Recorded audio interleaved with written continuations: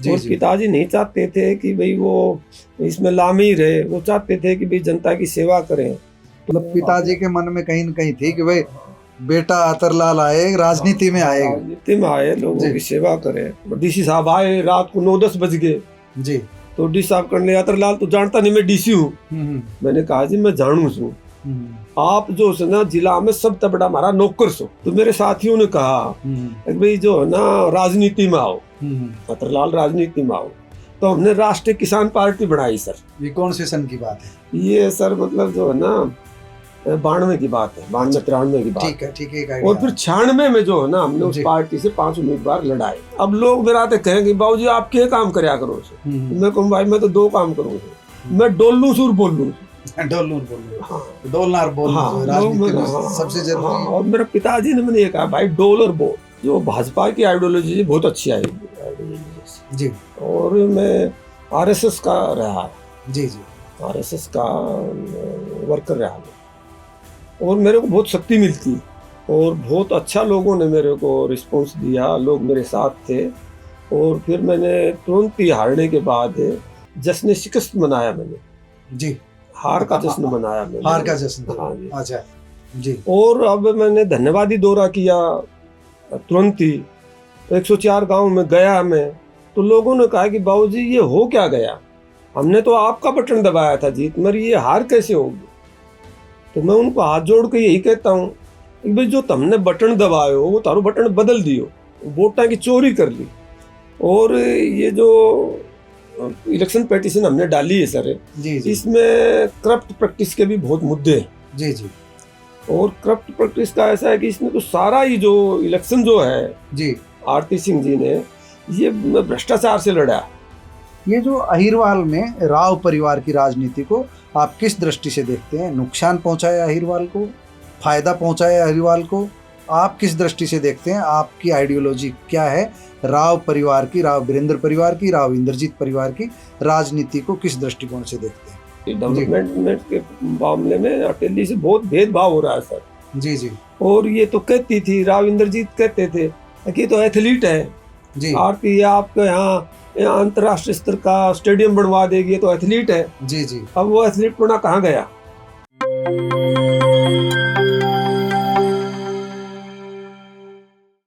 प्यारे दोस्तों, सादर अभिवादन। मैं हूं महेश कुमार वैद्य और आप देख रहे हैं एनजेपी हरियाणा। दोस्तों, हमारे साथ आज खास मेहमान मौजूद हैं ठाकुर अतरलाल। ठाकुर अतरलाल का नाम आप सबने खूब सुना होगा। अटेली विधानसभा क्षेत्र से चुनाव लड़ा था, विजय हासिल नहीं हो पाई। पहले भी चुनाव लड़ा है अटेली से, कब लड़ा है, किस किस पार्टी से लड़ा है, किस तरह लड़ा है, किस तरह स्ट्रगल करके लड़ा है, किस तरह इनका राजनीति में आना हुआ और किस तरह सामाजिक मुद्दों से इनका जुड़ना हुआ, किस तरह किसान आंदोलन से जुड़ना हुआ और किस तरह इन्होंने अपनी बचपन में पढ़ाई की, किस तरह का इनका संघर्ष रहा। सभी मुद्दों पर एक एक करके बात करेंगे। सबसे पहले तो ठाकुर अतरलाल जी, आपका स्वागत है। सर, आपके चैनल का, एनजेपी हरियाणा का बहुत धन्यवाद करता हूँ। दूसरी बात मैं साथ साथ ये भी कह दूं, आप एक बार यहाँ आकर के वापस चले गए, दोबारा ऐसा ही संयोग रहा, मैं टाइम नहीं दे पाया, आपने बुरा नहीं माना। तीसरी बार खुद चल करके आ गए। आपका बड़प्पन है, मैं तो सोच रहा था कि रूठ गए होंगे। नहीं सर, और आज भी आपने देखा होगा भाई प्रिंसिपल सर नहीं, मेरे साथ ऐसा रहा कि आज भी आपको इंतजार करवाया, उसके लिए भी क्षमा है। तो सीधा हम शुरुआत करते हैं। ठाकुर अतरलाल जी, सबसे पहले शुरुआत करते हैं आपके गांव गाहंड की बात करते हैं। आपका गांव, आपका परिचय, आपका पेरेंटल विलेज, वहाँ का परिचय खुद ही बताएंगे आप, अपनी कहानी जो। सर, मेरा गांव धनौंदा है, महेंद्रगढ़ जनपद में धनौंदा गांव है। अटेली विधानसभा में, अटेली विधानसभा क्षेत्र में पड़ता है। और मेरे पिताजी सत्यवादी बाबा किरण सिंह बहुत समाज सेवी थे और वो चाहते थे, मैं अकेला पुत्र था, 2 बहनें थी मेरे, भी अतरलाल भी जो है ना समाज सेवी बने जी। तो उन्होंने मेरे को, जब भी वो आर्य समाज के अनुयायी थे मेरे पिताजी जी, जब भी वो सत्संग में जाते, आर्य समाज के जलसों में जाते, मुझे ले जाते और डॉक्टर भीमराव अंबेडकर की छोटी छोटी पुस्तकें, महर्षि दयानंद की, सरदानंद की, महाराणा प्रताप की, शिवाजी की मुझे देते, मैं पढ़ता। तो वहाँ से मुझे बहुत अच्छा। गांव में पढ़ाई प्राइमरी मिडिल कुछ शुरुआत गांव हुई होगी? मैंने हाई स्कूल की शिक्षा गांव से प्राप्त की सर। जी जी और मैंने बीए चरखी दादरी से जनता कॉलेज से किया और जी, मैं जी। स्टूडेंट लीडर रहा शुरू से ही। और उसके बाद मेरे पिताजी ने मेरे को कुरुक्षेत्र यूनिवर्सिटी से ला करवाई। जी जी तो वो चाहते थे कि भाई जो है ना समाज यूनिवर्सिटी कैंपस में रह करके ला यूनिवर्सिटी के आपने? कैंपस में, और मैं हॉस्टल जी। में रहा। जी और मैं मेरे पिताजी का मेरे परिवार का बहुत धन्यवाद करता हूँ कि उन्होंने उस time I did my LLB from Kurukshetra university 81 sir. जी जी तो 81 से और 89 तक मैंने हाई कोर्ट में प्रैक्टिस किया। जी और जी पिताजी नहीं चाहते थे कि भाई वो इसमें लामे ही रहे, वो चाहते थे कि भाई जनता की सेवा करें।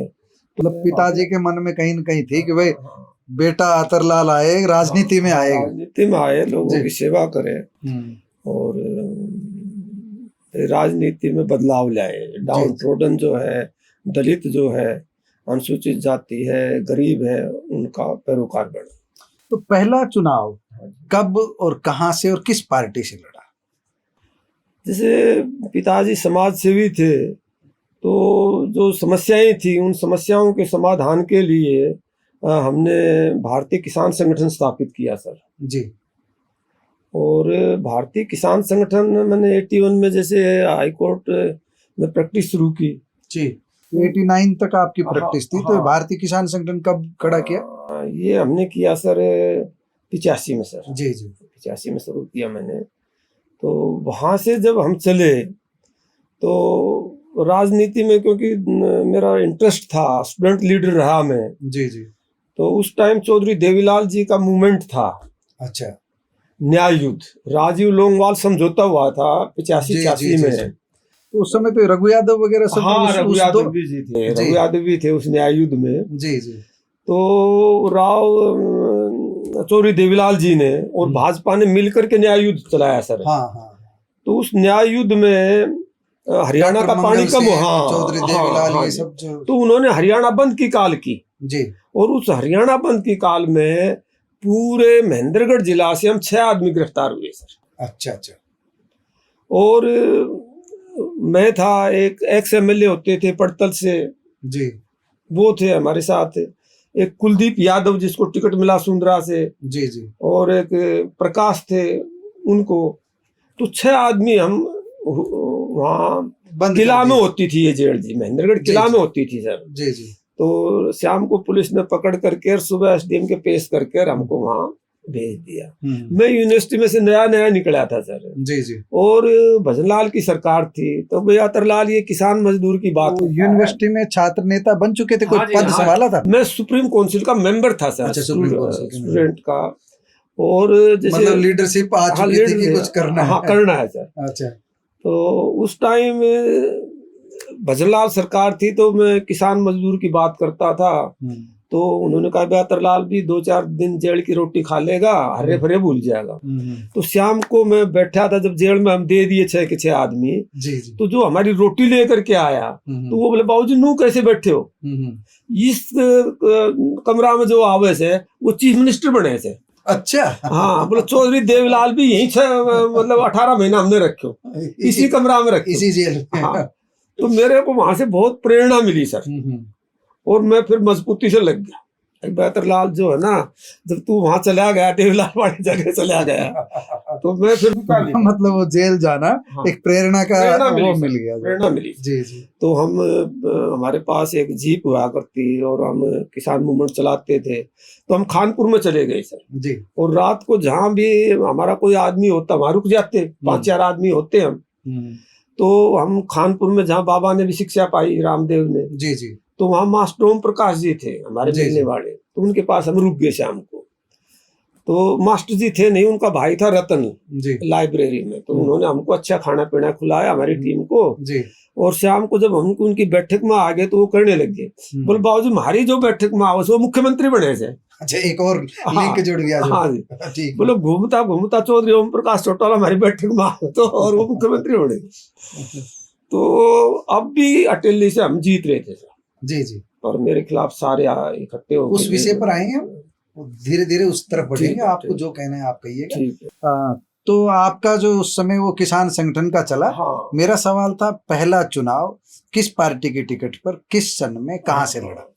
तो फिर जैसे आंदोलन करते सर, आंदोलन जी। करते, और एक बार हम डीसी ऑफिस के सामने बैठे थे, जी तो डीसी साहब आए, रात को 9-10 बज गए। जी।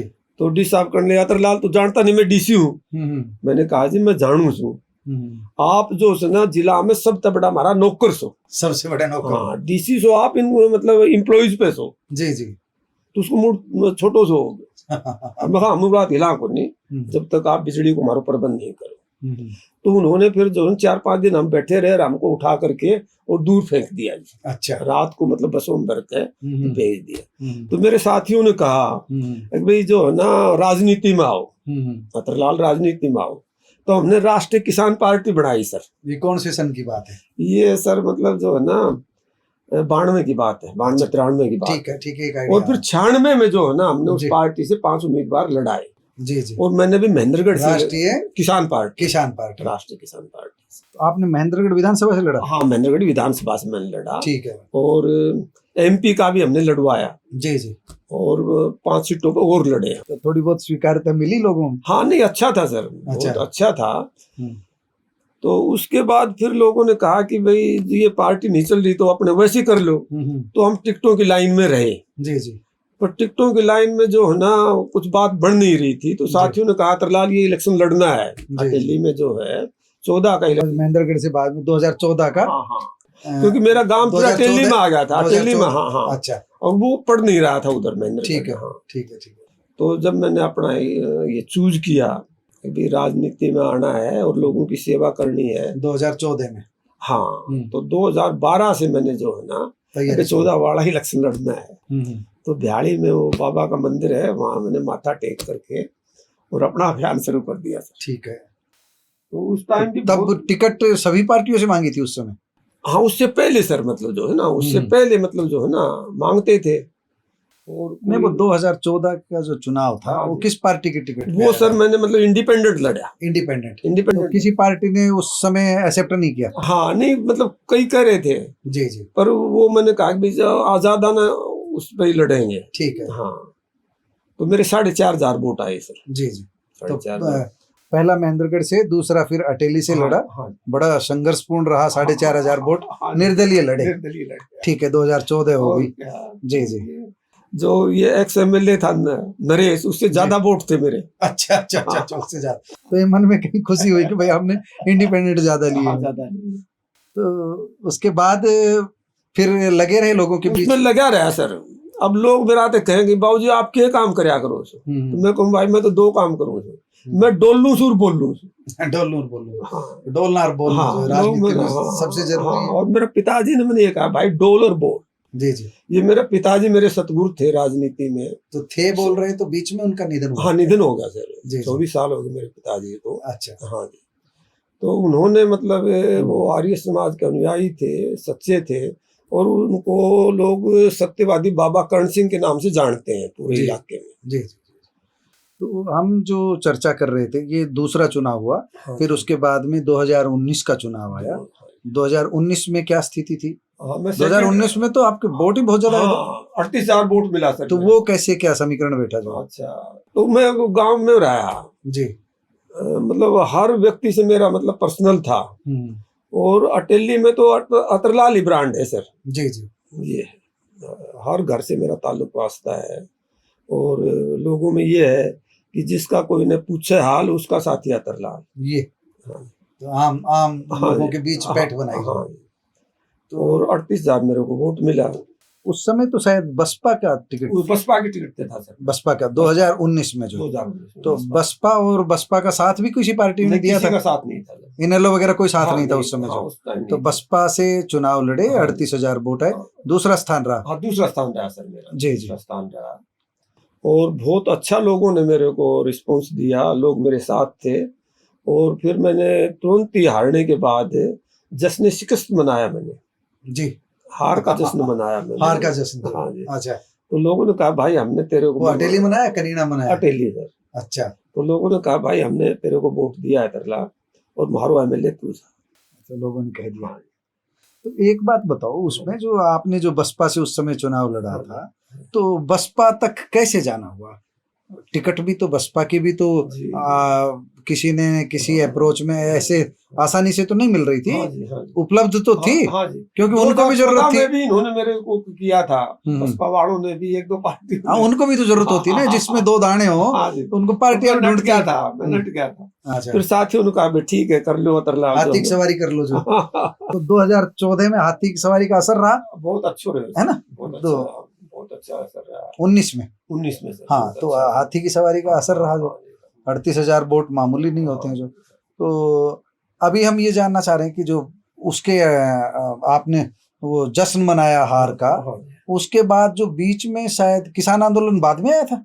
पहले हो रही है सर किसान आंदोलन। नहीं, जो ये जो बीच में चला था, जो दिल्ली में जगह जगह जो किसान आंदोलन चल रहा था। हाँ हाँ, तो उसमें भी हम रहे, किसान जी। आंदोलन में रहे सर। जी जी और किसानों का जो मूवमेंट है जी वो तो अब भी हमारा जैसे चल रहा है जी भाई। अब पूरा रेवाड़ी में भी, महेंद्रगढ़ में भी, और बहुत से जिलों में जो ज्यादा बरसात से फसल खराब होगी, जी जी उसका बार बार मांग कर रहे हैं सर हम, जी मुआवजा दो। और अब बाजरा की खरीद शुरू नहीं हो रही, किसी भी मंडी में नहीं हो रही।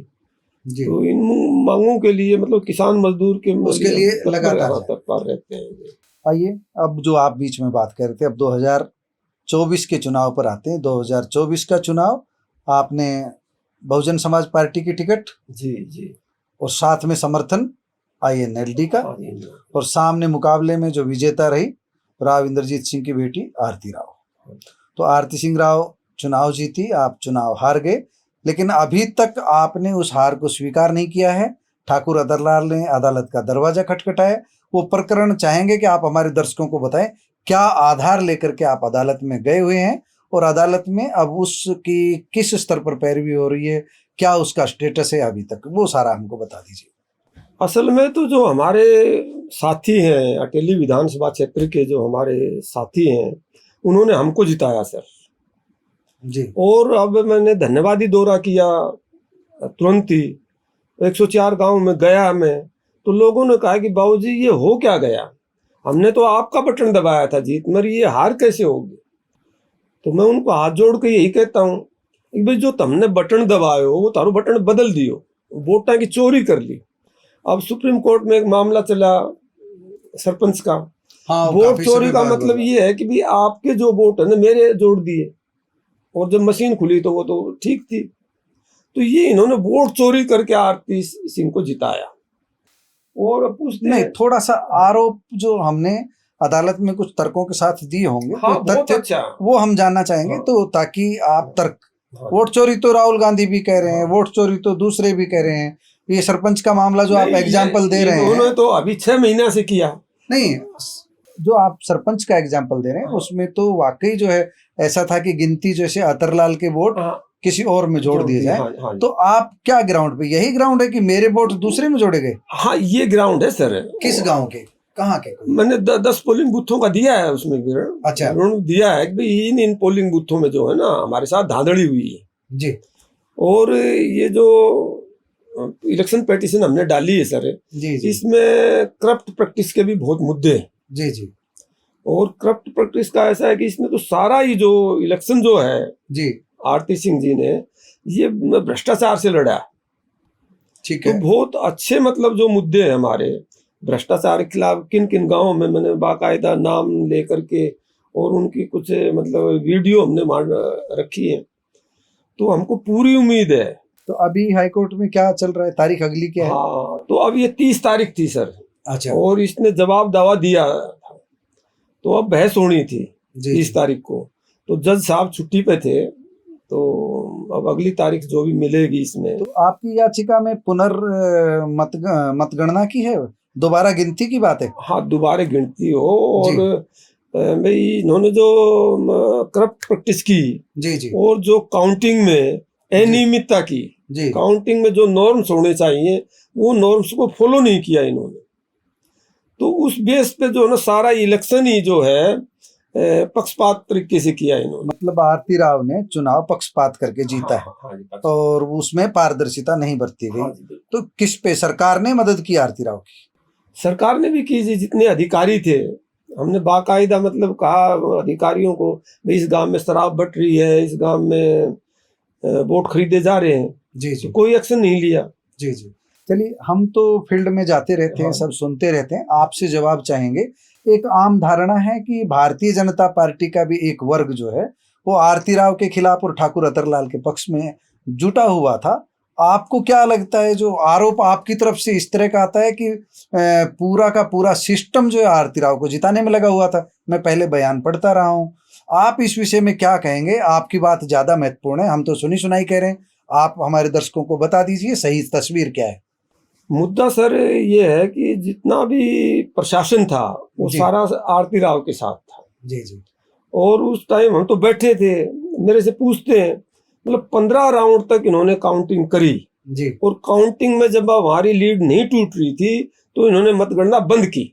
जी और मतगणना का ये वसूल है कि मतगणना कैरी ऑन होनी चाहिए, जी मतगणना एक क्षण के लिए भी नहीं रुकनी चाहिए। जी। और इन्होंने 1.25 घंटा मतगणना रोक की, और रोक करके बाद में तो इन्होंने मतगणना गिनी ही नहीं, इन्होंने 2500 वोटों से उसको डिक्लेयर कर दिया। वोट ही नहीं गिने। हाँ जी। और मैंने तत्काल जी आरओ महोदय को रिटर्न में दरखास्त दी, उसी दिन दे दी। उसी दिन उसको रिसीव करवाया, अबे रिकाउंटिंग करो। जी जी बहुत अनियमितता है, और आरओ साहब ने रिकाउंटिंग नहीं करवाई। जी आरओ साहब इतने हेस्ट में थे, इतने जल्दी में थे, इतने प्रेशर में थे कि उन्होंने डिक्लेयर कर दिया और कुछ भी हमारी सुनाई नहीं की। तो 2019 में 38,000 वोट हाँ जी। लेकर के हारने वाले ठाकुर अतरलाल, हाँ जी। और 2024 में दूसरे स्थान पर आए। फिर भी जो आपके वोट कितने थे टोटल? 54,000 से 54,600 जी। 54,600 वोट लेने वाले। हाँ। तो दूसरी बार हार का जश्न नहीं मनाया? ये जश्न मना रहे हैं। गांव में जा रहे हैं धन्यवाद करने हाँ के जी। लिए जो। हाँ। अच्छा, अब आपसे ये जानना चाहेंगे कि राजनीति में हाँ जी। आपसे अभी बातें हुई मेरी, बसपा आई बीच में, इनेलो आया, निर्दलीय भी आया, दूसरी पार्टियों से भी आपने बताया संपर्क। पॉलिटिक्स में एक आइडियोलॉजी की बात होती है, एक दक्षिणपंथी राजनीति है हमारे यहाँ, एक वामपंथी राजनीति है, एक मध्य मार्ग है जिसको कांग्रेस कह दिया जाता है, और कुछ लोग इनसे अलग हैं जो क्षेत्रीय दल की राजनीति करते हैं। जो ठाकुर अतरलाल ने सारी राजनीतिक दल देखे हैं, समझे हैं।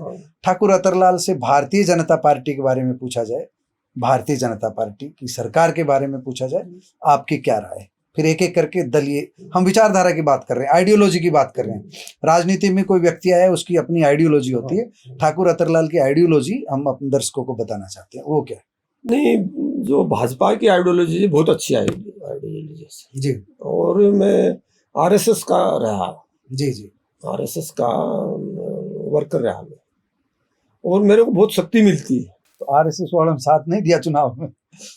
उनका अच्छा। बहुत मतलब लोगों ने मेरा साथ दिया। जी जी। बहुत लोगों ने मेरा साथ दिया, और मुझे भी नहीं पता। तो टिकट क्यों नहीं दे रहे फिर आपको आरएसएस वाले, भाजपा वाले? ये मतलब अतरलाल को मुख्यमंत्री पद का दावेदार समझते हैं। जी जी। तो जब वो चाहते हैं अतरलाल विधानसभा में नहीं पहुंचे, अच्छा, अगर एक बार भी पहुंच गए ना अतरलाल मुख्यमंत्री है तो इसको रोक के रखो, रोक के रखो। अच्छा। पर जब मालिक बनाओगे ना जी, मतलब हमने पूरा विश्वास है कि हम नेतृत्व करा। तो मेरे पास पॉडकास्ट में आओगे फिर बन करके? मैं आऊंगा सर, मैं आऊंगा। अच्छा। मैं आऊंगा, जी। और मैंने अपना मतलब ध्येय बना रखे सर। आइडियोलॉजी भाजपा की जो है आपको अच्छी बहुत लगती अच्छी है, बहुत अच्छी है जी जी। तो आपने कांग्रेस के राज में भी संघर्ष किया, किसानों के लिए संघर्ष किया। किसान हित में अगर हम बात करें, आप किसान नेता की बात करते हैं, किसानों की बात करते हैं। जब हम देखते हैं चौधरी चरण सिंह, चौधरी देवीलाल, मैं राष्ट्रीय स्तर पर देखता हूं तो किसान राजनीति में एक शून्य नजर आता है, कोई बड़ा चेहरा है नहीं। सर छोटू राम हुए, उसके बाद में आज हम देखते हैं निगाह उठा करके तो महेंद्र सिंह टिकैत जैसे भी चले गए, जो महाराष्ट्र में राजनीति करते थे वो लोग भी चले गए। आज किसान राजनीति में एक बहुत बड़ा शून्य है, और राजनीति के केंद्र में किसान है, बात किसानों की होती है, किसानों का नेतृत्व करने वाला कोई बड़ा चेहरा है नहीं। इस शून्यता को ठाकुर अतरलाल किस दृष्टि से देखते हैं? ये बहुत बड़ा शून्य है सर, और आपकी बात बहुत जायज है, और इसके लिए हम बार बार प्रयत्न करते हैं। अब एक बार मौका मिल जाए तो हम किसान का जो है ना 25 करेंगे सर। किसान की समस्याओं को जानता हूं मैं, और मैंने डंकल प्रस्ताव के खिलाफ धनुंदा से लेकर दिल्ली तक पदयात्रा की सर। जी जी। और वहां गिरफ्तारी दी हमने, और चौधरी देवीलाल जी किसान नेता थे, उनको मैंने उनके साथ बहुत आंदोलन करे। मैंने कहा कि भाई अब जो न्याय युद्ध में हम रहे उनके साथ, तो वो एक अच्छे नेता थे। अब ऐसा नेता कोई है नहीं, तो खुद बढ़ना पड़ेगा हमें। अब तो आपकी दुकान में सामान दिखता है, हाँ जी, वोटों की पोर्ट, हाँ जी, 2019 की हिस्ट्री है, 2024 की हिस्ट्री है। इस हिस्ट्री के आधार पर लगता है इस बार कोई बढ़िया सा किसी राजनीतिक दल में कोई आपकी एंट्री हो जाएगी, जगह मिल जाएगी, या अपना वही पुराना बसपा के बैनर तले संघर्ष चलता रहेगा? नहीं, वही संघर्ष चल रहा है मेरा सर। जी, वही जी। संघर्ष चल रहा है मेरा सर। जी जी अब भी लोग आते हैं जी तो मैं कहता हूँ भाई मेरा संघर्ष चल रहा है, और मैं किसी पार्टी में अभी ज्वाइन नहीं कर रहा। जी। हमारा तो यही संघर्ष अभी चलेगा। बसपा में तो हैं आप? बसपा में हूँ सर मैं। तो बसपा के बारे में हम ये जानना चाह रहे हैं, हरियाणा में, हाँ जी। उत्तर प्रदेश से भी धीरे धीरे बसपा हाशिए पर जा रही है। हरियाणा में आपका व्यक्तिगत आधार हटा दिया जाए तो हम देखेंगे बसपा हाशिए पर है। बसपा वो स्ट्रेंथ नहीं ले पाई जो 1-2 दशक पहले की बात थी। बसपा मतलब जब हम दलित राजनीति की बात करें, अनुसूचित जाति के राजनीति की बात करें, तो वहाँ भी एक तरह से हम देखेंगे कि बसपा की डांवाडोल की स्थिति है। और ये आमतौर पर माना जाता है कि बसपा की भारतीय जनता पार्टी के साथ अंदर खाने फ्रेंडशिप है, अंदर खाने मित्रता है। बसपा उसी राह पर चलती है जिस राह पर भाजपा चाहती है। ठाकुर अतरलाल क्या कहेंगे? ना, कोई ऐसी बात नहीं देखते हम सर, ऐसी बात कोई नहीं है। और अब जो विधानसभा 27 में होंगे इलेक्शन यूपी में, बहन जी आएगी, फुल मेजोरिटी से आएगी, और बहन जी सरकार बनाएंगी यूपी। जी जी। अब स्थानीय लीडरशिप की बात करते हैं। 2 धाराएं निकल करके आती है, आपको भी सुनते हैं, दूसरे नेताओं को भी सुनते हैं। केंद्र में पहले राव वीरेंद्र रहते थे, फिर राव इंद्रजीत रहते हैं। एंटी राव इंद्रजीत की राजनीति चलती है और प्रो राव की राजनीति चलती है। ये जो अहिरवाल में राव परिवार की राजनीति को आप किस दृष्टि से देखते हैं? नुकसान पहुंचाया अहिरवाल को, फायदा पहुंचाया अहिरवाल को? आप किस दृष्टि से देखते हैं? आपकी आइडियोलॉजी क्या है? राव परिवार की, राव वीरेंद्र परिवार की, राव इंद्रजीत परिवार की राजनीति को किस दृष्टिकोण से देखते हैं? राव वीरेंद्र सिंह जी बहुत अच्छे नेता थे जी, और वो डाउन ट्रोडन के लिए हमेशा उन्होंने काम किया, किसान के लिए काम किया। पर राव इंद्रजीत सिंह उस पेड़ी पर चढ़ नहीं सके। जैसे उनमें हिम्मत थी, और जैसा उन्होंने किसान के अच्छे बेबुद्धि भलाई के लिए जो उनकी दया थी राव वीरेंद्र के मन में, वो नहीं है जी। तो राव इंद्रजीत सिंह फेल है जी। आपने भारतीय जनता पार्टी को बताया आइडियोलॉजी के स्तर पर आप अपनी विचारधारा के निकट पाते हैं। अटेली विधानसभा क्षेत्र की बात करते हैं, तीसरी पारी आ गई है, 2 योजनाओं से भाजपा का शासन है। अटेली को ऐसा क्या मिला जिस पर गर्व किया जा सके? अटेली को ऐसा क्या नहीं मिला जिसकी आलोचना की जा सके? ठाकुर अतरलाल क्या कहेंगे? सरकार के कामकाज 11 साल का हो गया है, अभी 1 साल पूरा होने जा रहा है नायब सर। 1 साल में और उससे पहले भी 5 साल में जो दूसरे एमएलए साहब थे जी, तो लोग बहुत तंगहाल हैं जी, और लोगों के जो ख्वाब थे, जो सपने थे, वो धूमिल हो गए।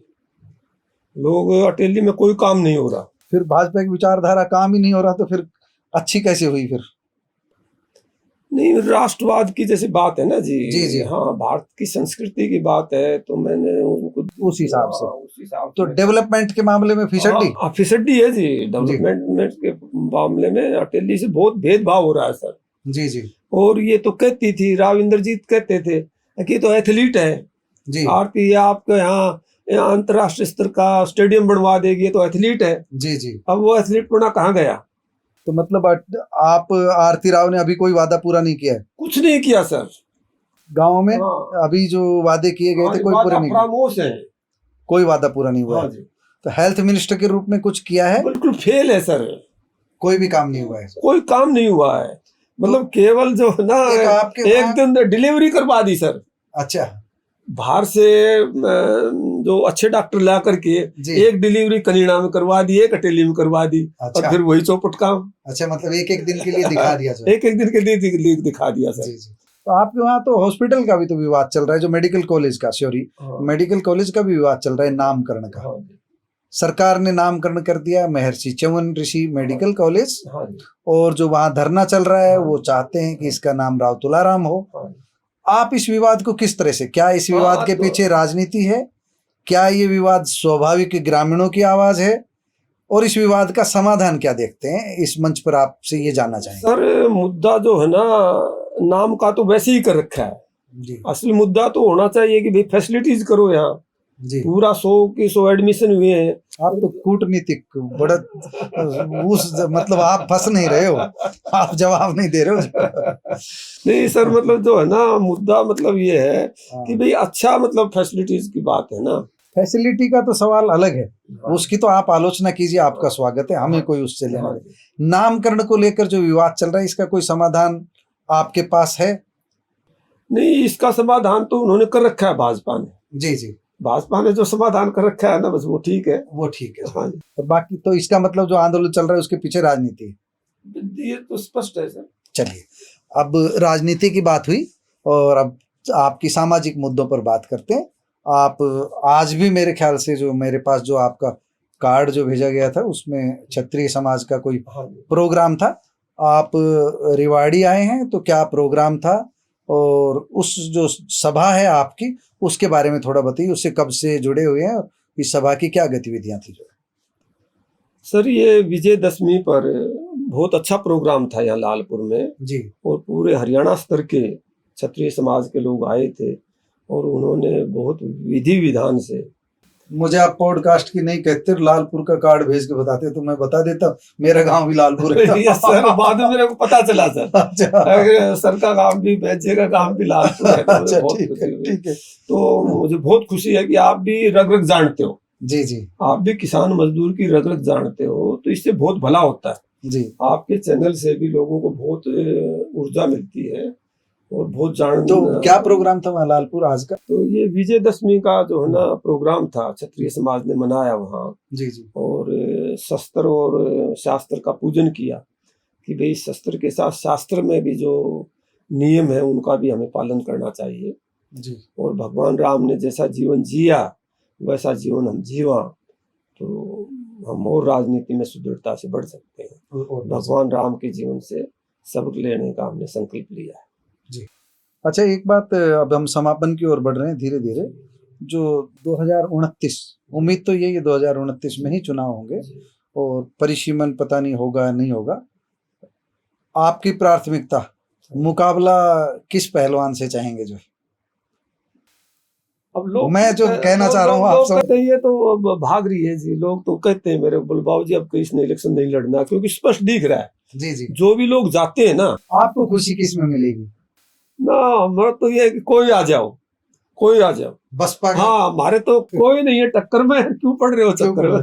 ठाकुर अतरलाल है। हाँ जी, चलिए, तो बहुत लोगों में आस्था है, और लोग अब के जो है ना इनको दलीय राजनीति को तोड़ देंगे। ये मंच सामने है, सामने कैमरा है, महेश कुमार वैद्य ने सारी बातें आपसे की है। आपको लगता है फिर भी मेरे मन की कोई बात रह गई, अनकट दिखाऊंगा, मैं आपके सामने ही बोल रहा हूँ, आप बता सकते हैं अपनी बात। हमारा मंच साझे का है, सबके लिए है। सर बहुत अच्छे से, और जो हम अपनी विधानसभा क्षेत्र के अपने साथियों से, हरियाणा के अपने साथियों से यही गुजारिश करते हैं कि भी राष्ट्र प्रथम है, राष्ट्र के लिए लड़ाई लड़ो, राष्ट्र की जनता के लिए, अपने साथियों के लिए लड़ाई लड़ो। और उसमें मैं अपने सभी साथियों को और सभी जो मेरे वेल विशर हैं उनसे भी मैं निवेदन करता हूँ कि भाई अच्छे नागरिक बनो, अच्छे बिजनेसमैन बनो, अच्छे राजनीति के खिलाड़ी बनो, और अच्छे बुलंदियों को छुओ। और इस प्रोसेस में जहाँ अतरलाल की जरूरत पड़े, मैं 24 घंटा आपके साथ रहूंगा। वो आप राष्ट्रवाद और मजबूती की बात कर रहे हैं ना, तो डेमोक्रेसी में तो मजबूत विपक्ष भी चाहिए। हाँ, अब एक आपको नारनौल साइड का प्रदेश अध्यक्ष दे दिया है कांग्रेस ने, दूसरे दल का मामला है, आप बसपा के हैं, कांग्रेस ने अब प्रदेश अध्यक्ष भी दे दिया है, नेता प्रतिपक्ष भी दे दिया है। एक आपकी टिप्पणी चाहेंगे कि कांग्रेस में इससे कितनी जान आएगी? अच्छा है, अच्छे लोगों को दिया है जो सीनियर लोग हैं, तो मुझे खुशी है। मुझे खुशी है कि भाई कांग्रेस ने जो अपॉइंटमेंट 1 साल पहले कर देना चाहिए था वो अब कर दिया, भी ठीक है, ठीक है, और अच्छी बात है। और आपने कहा कि भाई राजनीति में स्ट्रोंग विपक्ष होना चाहिए, और इसी के लिए हम जो है ना चाहते हैं। और अपनी जो बहुजन समाज पार्टी की जो है, हम पूरी तरह से स्ट्रोंगली दक्षिणी हरियाणा में पूरा विपक्ष के तौर पर काम करते हैं। जी जी, धन्यवाद आपका। आपका भी बहुत बहुत धन्यवाद। दोस्तों, आपने ठाकुर अतरलाल को सुना। इन्होंने हर मुद्दे पर, बेबाकी से नहीं कहूंगा, हर मुद्दे पर बहुत शाणेपन से, बहुत समझदारी से, जिसको कहते हो भविष्य का लीडर बहुत सोच समझ कर बोलता है, 2029 पर निगाह रख करके बोल रहे हैं। इन्होंने जो जवाब दिए हैं उन सब में 2029 की रणनीति छुपी हुई है कि क्या फैसला कब लेना पड़े, कैसे लेना पड़े, इसलिए बहुत सावधानी से चल रहे हैं। बहुत ज्यादा किसी की आलोचना नहीं। कांग्रेस के फैसले का भी स्वागत किया है कि चलिए देर से सही। भारतीय जनता पार्टी की आइडियोलॉजी का भी स्वागत किया है। आपका धन्यवाद। आपकी रणनीति कामयाब हो। नमस्कार। आपके चैनल का भी बहुत बहुत धन्यवाद, पॉडकास्ट का बहुत बहुत धन्यवाद सर।